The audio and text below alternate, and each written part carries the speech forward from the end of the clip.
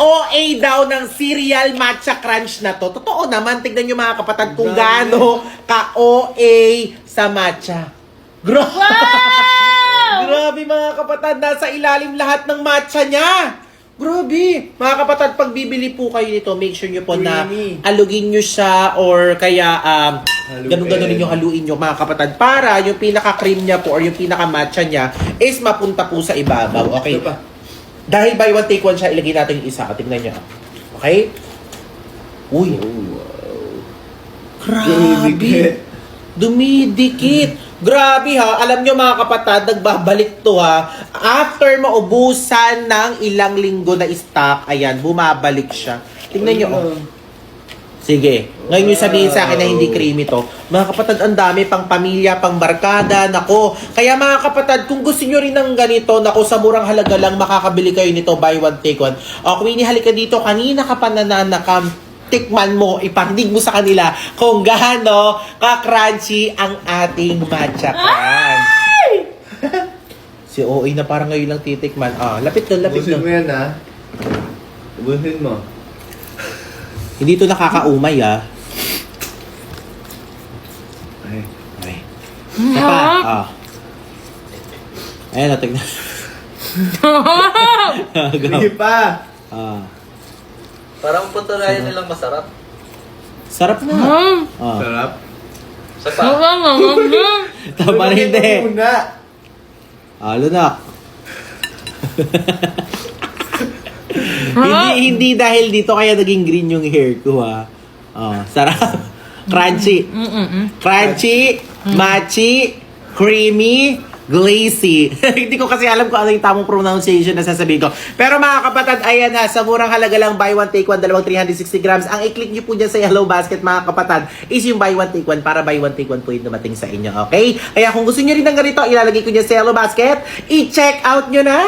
As a matcha lover na ko mga kapatid, ito po yung matcha latte na nabili ko dito sa TikTok sa murang halaga lang. Alam nyo ba mga kapatid, pwedeng-pwede lang naman to sa ice at pwedeng-pwede rin po siya sa cold. So ayan mga kapatid, alam nyo ba, as a matcha lover mga kapatid, grabe, wala talagang araw na hindi ako umiinom ng matcha. Well, eto kung hindi ka matcha lover, mag-scroll up ka na mga kapatid. Kasi gustong-gusto ko yung lasa nito.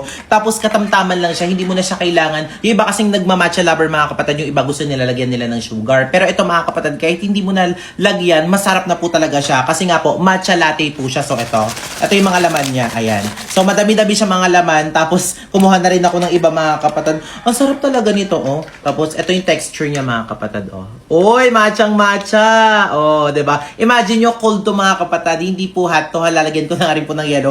Mabilis po siyang malusaw, oh. So hindi siya yung nagbubuo-buo. Kaya kung gusto niyo rin ng ganito mga kapatid, lalo na kung matcha lover ka, sa murang halaga lang makakabili ka nito. Dinamihan ko na nga, oh, tignan nyo, oh. So ilalagay ko diyan sa yellow basket, i-check out nyo na.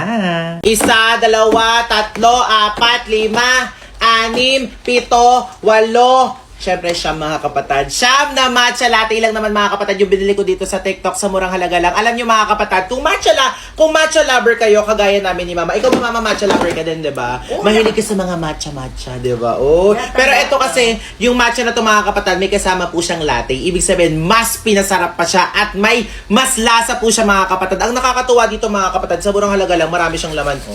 Tapos, ang sarap niya, especially kung ano ka matcha lover. Hindi ko sinasabi na para sa lahat to mga kapatid. Kasi ako matcha lover ako kaya gustong-gusto ko yung lasa niya. Tikman ko ha. Marasa.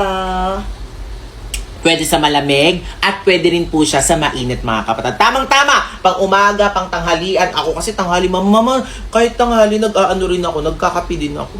Ikaw, ganun ka din ba? Okay, marasa man. Anong marasa man? Masarap. Ah, masarap.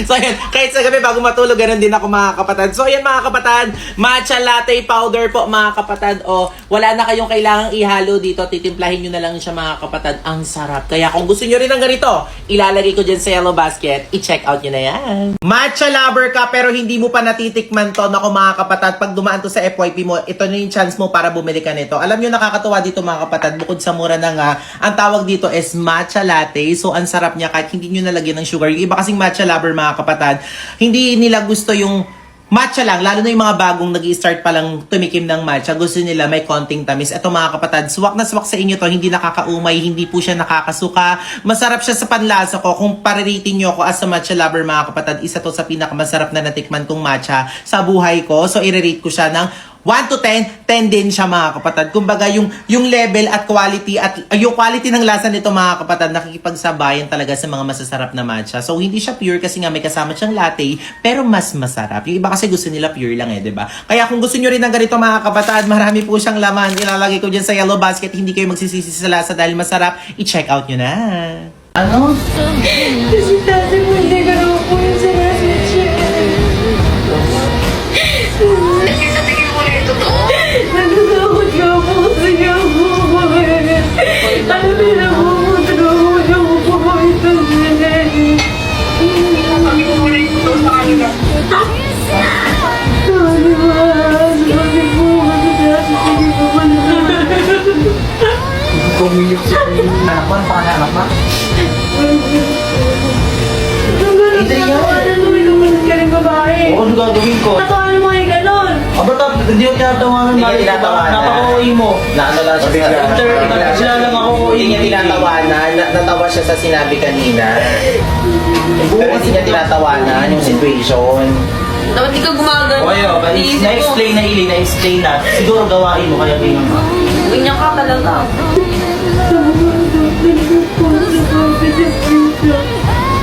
Parang tissue ka. Inom. Hindi naman porket sinabi. Ayun naman. Totoo daw bang nanganak na si Elaine Yay or yung kapatid ko? Ito mga kapatid, sobrang daming kumakalat na AI. Yes po mga kapatid, AI lang po yan na sinasabi na si Saidi daw po tsaka si Elaine kaya daw po nawala sa social media o kaya kung bakit daw po nagkaroon ng missing kasi nga daw po is nanganak po, daw po si Elaine. Ito mga kapatid, halilinawin ko lang po sa inyo. Ito, nakikita nyo naman po sa mga vlog po namin mga kapatid na hindi po malaki ang tiyan ng kapatid ko. Nawala po sila kasi nga po napagod lang silang dalawa sa trabaho nila, napagod po sila sa araw-araw na routine nila, na paulit-ulit. So ngayon, syempre, nagbabalik na po yung kapatid ko. Then si Zaidi, sa mga nagtatanong dyan, ano daw po bang update? Mga kapatid, kung mapapanood nyo po yung sa Manix TV, nakikita nyo rin po dun si Zaidi. For now, nire-respeto ko po yung desisyon nilang dalawa. Hindi nyo po sila makikita na magkasama. Hindi nyo rin po sila makikita na nag-uusap sa lahat ng platforms ng social media or sa mga vlog ng Manix. So ayan mga kapatid ha, sa mga nag-e-edit na may anak na po si Elaine, hindi po totoo yan. Sa mga nagsasabi pong buntis po si Elaine, hindi rin po totoo yan. So yun lang mga kapatid, sana nilawan kayo lahat. Oh my gosh, may humahabol ngayon sa Valentine! Ah! May magbibigay ng flowers! Ah! Sino? Kanino yan? Para kanino yan? Hi, Kimi. Ay! Ay, kay Kimi! May trabaho sa Valentine's. Pero Hello? bakit ang ligawan? Ay! Niligawan! Totoo ba yan? Hello? Assuming akala sa kanya bibigyan. Hello! Assuming, may assuming na isa. Ni Saidi. Ba't ka pala nandito? Kaya nga. Akala ko Support. akala ko bibigay kay Elaine. So hindi pa din. Ayaw mo na talaga kay Elaine. Uy, ang taray naman ito.